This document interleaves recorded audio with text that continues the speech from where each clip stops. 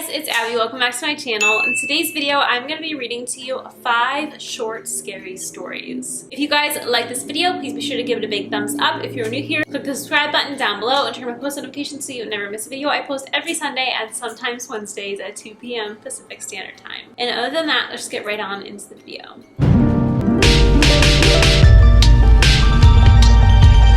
Our first story is by the user JustHuman963. And it's called the Euphoria Disease.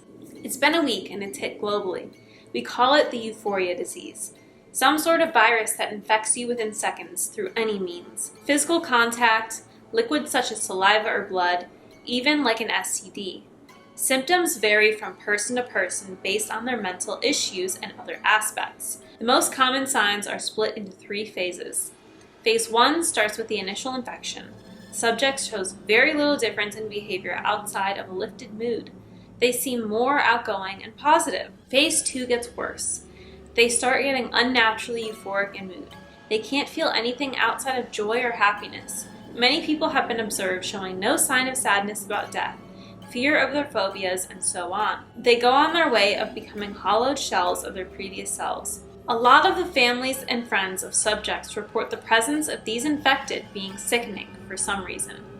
It could be some odd effect that happens based on what these people say. Verbal suggestions on actions or mental torment are common. Phase 3 is the last and worst part. This is when everything turns hostile. The subject becomes too far gone to recover at this point. They start to be driven insane, stuck in a permanent state of euphoria. Anything that can bring joy or adrenaline is their main goal. This can be anything from an unhealthy indulgence in their hobbies, a dive into their coping skills, hiding insecurity, or even crime. Car accidents have been reported along with motorcycle accidents following up with those. Driving at high speeds can make you more anxious, but excited in some ways. Some even turn to robbing, murdering, or assaulting others. The thrill of taking a life or fighting feeds their need for that feeling. It's only growing now, and people are being driven insane with it. Family, friends, coworkers, your boss, anyone you know can have it, and nobody is safe. Don't listen to anything they say. Don't let them touch you. Don't let them look at you. When they get to phase 3, they will do all in their power to infect you and mentally destroy you in the process. Physical fighting is the least of your worries, as their weapon of choice is psychological warfare. They will expose every dark secret, make you feel insecure about yourself, make you question reality, and say anything to get in your head. And when you finally caved in and you're exposed, that is when they strike. Stay safe out there, and make sure to be happy. You wouldn't want to be sad, would you? God, this is so interesting. I feel like the euphoria disease in this story is being used as a euphemism for addiction. Really an interesting take on that. Our next story is by the user Forgotten Well. Oh my god, if you guys had seen a few videos ago, I could not escape Forgotten Well. These stories, I skim through them just to make sure that it's like the kind of content I'd be willing to share on here. And just make sure it's like interesting, but I try not to read it enough to like understand what's happening because I want to be shocked when I read it to you guys. I also don't really pay attention to the usernames because I assume they're like different. Last time there was like 3 or 4 different stories in a row by this user Forgotten Well. Apparently they're a great storyteller.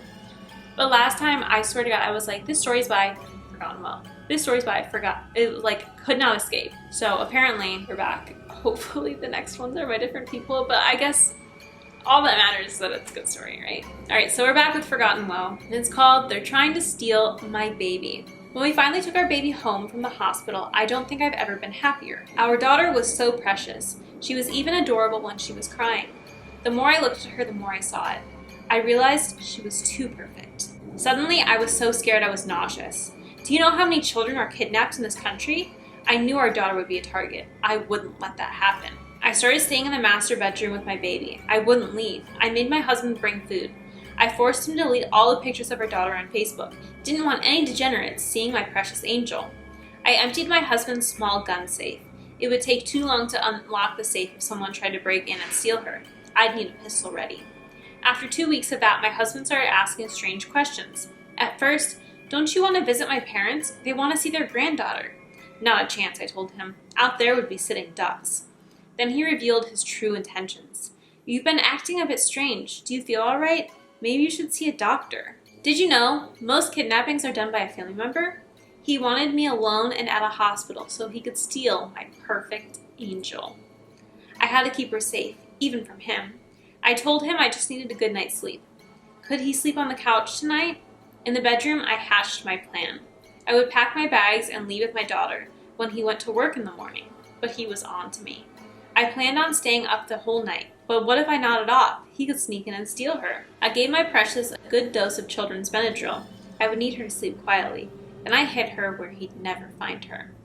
1 in the morning came, then 5. I remember the sun rising, then sleep. I was startled awake by my husband screaming. He was hunched over our daughter. She was pale and blue. He's pressing on her chest. I grabbed the pistol and pointed at him. What did you do to her? Why did you lock her in the safe? Why? God, why?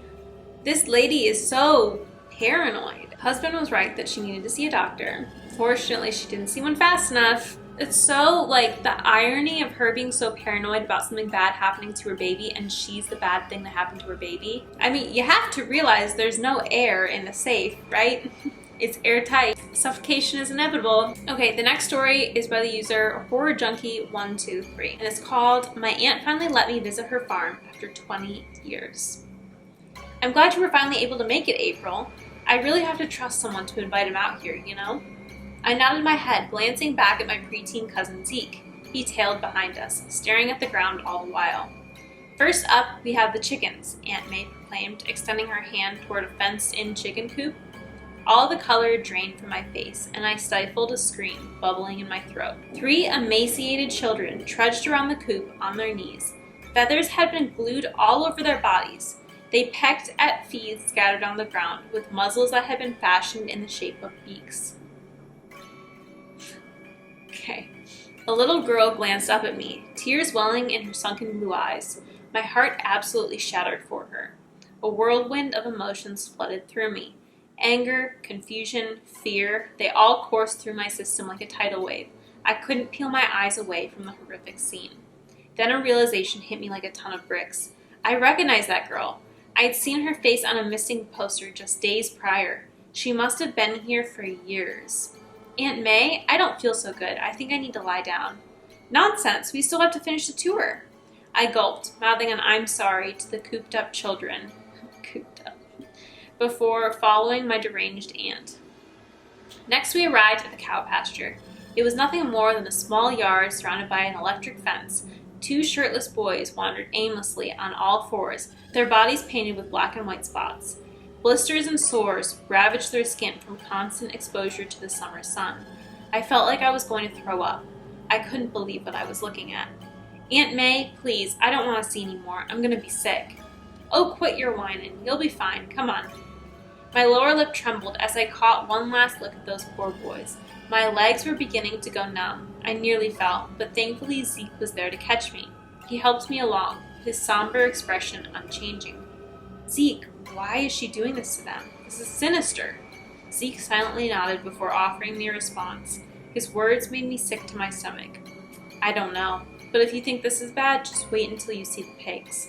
For, what's the reason? Does she think it's funny that these kids are being forced to be animals? Because if you want the animals, just get the animals.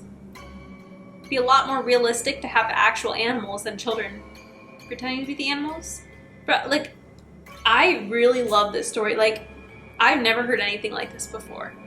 But I just keep wondering what the reason is. Is she just get a kick out of it? And poor Zeke, it's I'm sure he's afraid of telling anyone because he doesn't want to end up like them. You know, he tries to sneak out and tell the cops and then she makes him go be a pig. And what did she think the reaction was going to be? That this girl was just going to think it was all fun and dandy that she's torturing kids and making them be animals? Crazy. What a unique story. Okay, our 4th story of the video is by Forgotten Well. It's called Grandpa's Farm Has Got a Secret. Got another farm going on here. Dad sent me to spend the summer on Grandpa George's farm. Honestly, I think he just doesn't want me around anymore. Mom got diagnosed with pancreatic cancer and Dad said she needed peace and quiet to recover from chemo. I wanted to stay at home, but Dad said I'm too rambunctious, so I got stuck with Gramps. Hey kiddo, wanna watch Dirty Harry on VHS? Grandpa smelled like black licorice and walked funny on account of having a prosthetic leg. No thanks. You sure? I loved this movie when I was your age. I joined the army so I could shoot bad guys like Clint. I said no. Still mad she got dumped with Grandpa, eh? Well, how about something funner? Like what? I'll take you to the farm's biggest secret. Grandpa limped south through a patch of pines. After making it through the trees, we entered a clearing with an old, forgotten well. Forgotten well. This is a bona fide wishing well, said Gramps. Sure, Grandpa. I'll prove it, he said, pulling out a hunting knife. Give me your finger. No way, I said, but Grandpa grabbed my arm before I could escape. Hold still. Grandpa poked the tip of my finger with his knife, just enough to draw blood.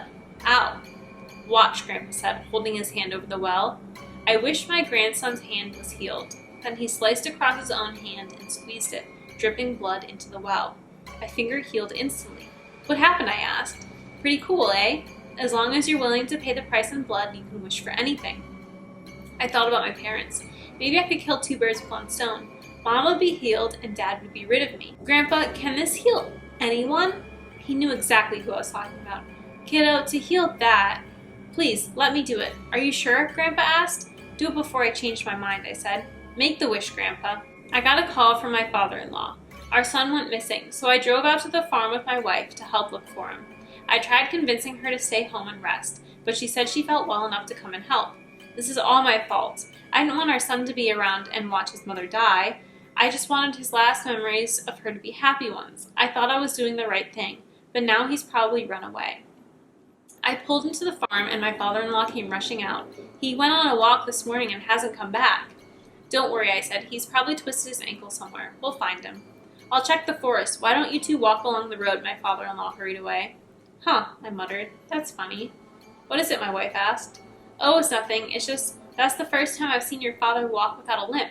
Grandpa tricked him. Oh my god. I can't even put my thoughts together right now. So he's willing to sacrifice himself to save his mom, but the grandpa took advantage of that and tossed him down the well to get his leg back? Another good one. It's always the messed up ones that are like the most fascinating. Okay, I hate to break it to you guys, but the final story, well, I hate to break it to you guys, this is the final story.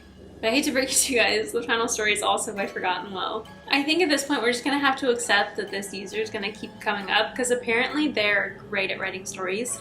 Either that or they are great at using AI to write stories.